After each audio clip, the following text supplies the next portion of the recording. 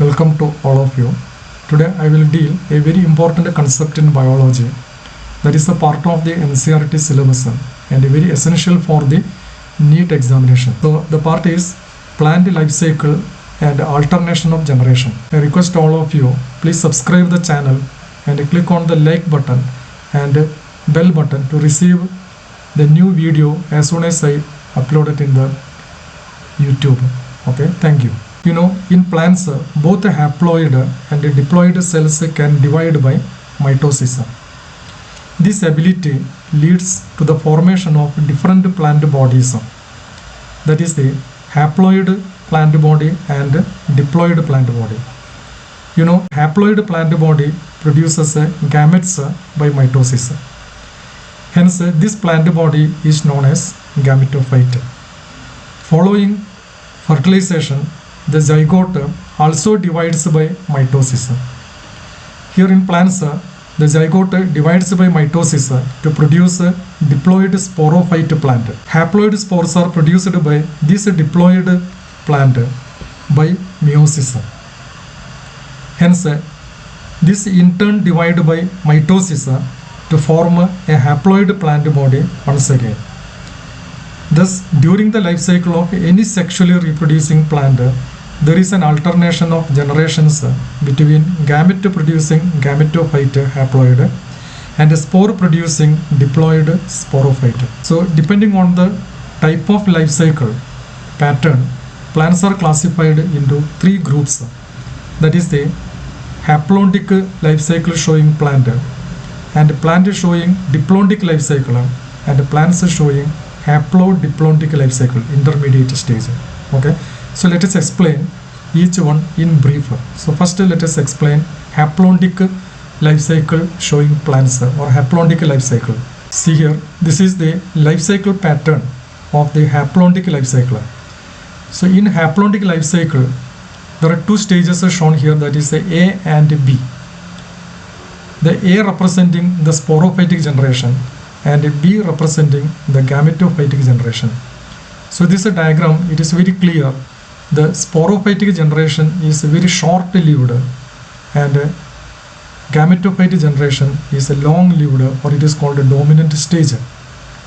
So here the sporophyte representing a single-celled diploid zygote, and this zygote or diploid cell undergoing meiosis and then producing haploid spores, and these spores undergoing germination and producing a haploid gametophyte.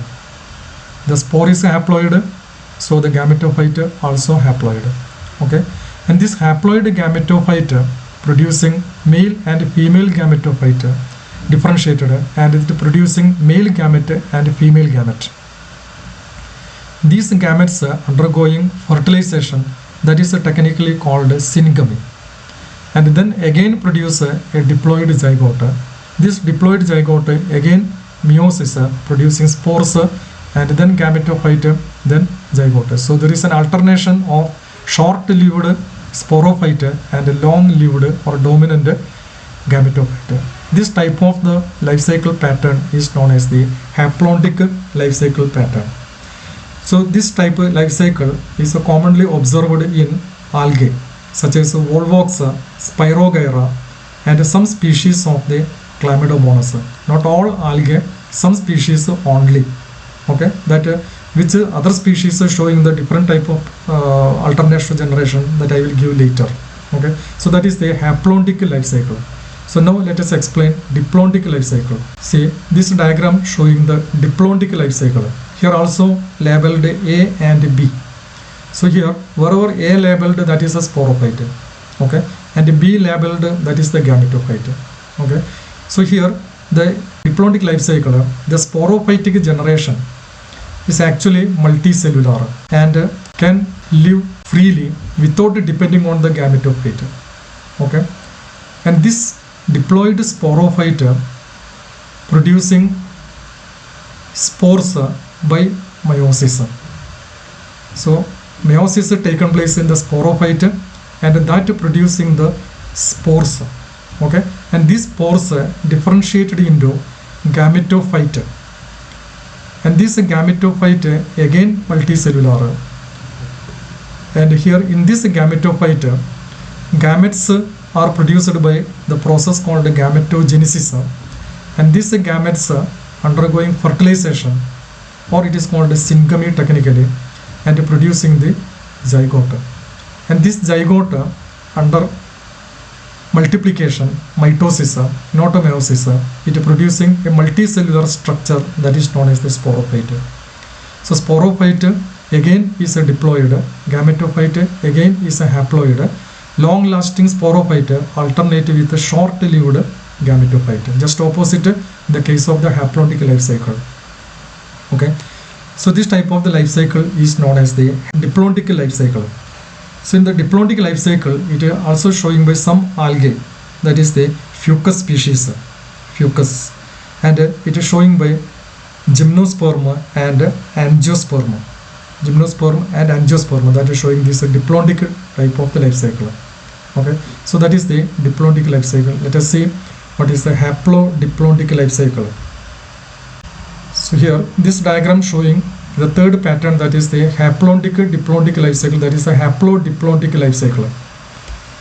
So here what happens, again here present A and B. A is the sporophyte and B is the gametophyte. Okay, so here the sporophyte is produced from the zygote undergoing mitosis and producing the sporophyte. And this sporophyte undergoing meiosis and producing the haploid spores. The spores germinating and producing the gametophyte. Gametophyte undergoing gametogenesis and by syngamy it produces again zygote. Okay, so a dominant independent photosynthetic thalloid or erect phase represented the haploid gametophyte. So gametophyte is independent, it is a dominant photosynthetic thalloid. It alternates with multicellular sporophyte, totally or partially depending on the gametophyte for its anchorage or for the nutrition purpose. This type of the life cycle is showing by all bryophytes represented. Okay, a little different in the pteridophyta. In pteridophyta, the plant body is diploid, the sporophyte. Plant body is a sporophyte, it is a diploid. It is producing the spores haploid. And this haploid spores germinating to produce the gametophyte, that is called a prothallus. This prothallus producing archegonium and antheridium, that is the male gamete and female gamete, and that undergoing syngamy and producing the zygote. Zygote again producing the sporophyte by mitosis. So that is seen in the pteridophyta. So in both the pteridophyta and bryophyta, the life cycle pattern is the haplodic diplodic or haplodiplodic life cycle. There is some variation, that is in the case of some of the algae, most of the algae are haplodic, but some example ectocarpus, polysiphonia and kelp are haplodiplodic. This type of the life cycle showing by algae. But in the case of the fucus, it is a totally diplodic. So in the algae some of the algae exhibiting diplodic life cycle, some exhibiting haplodic life cycle, and some haplodic diplodic or haplodiplodic life cycle. Very important for the NEET examination, that is ectocarpus, polysiphonia and kelp are algae, but it is showing haplodiplodic life cycle, not a haplodic life cycle. At the same time, the fucus, it is an algae that is showing diplodic life cycle, not a life cycle or not a haplodiplodic life cycle. Okay, so that is the different patterns of the life cycle observed in plant kingdom.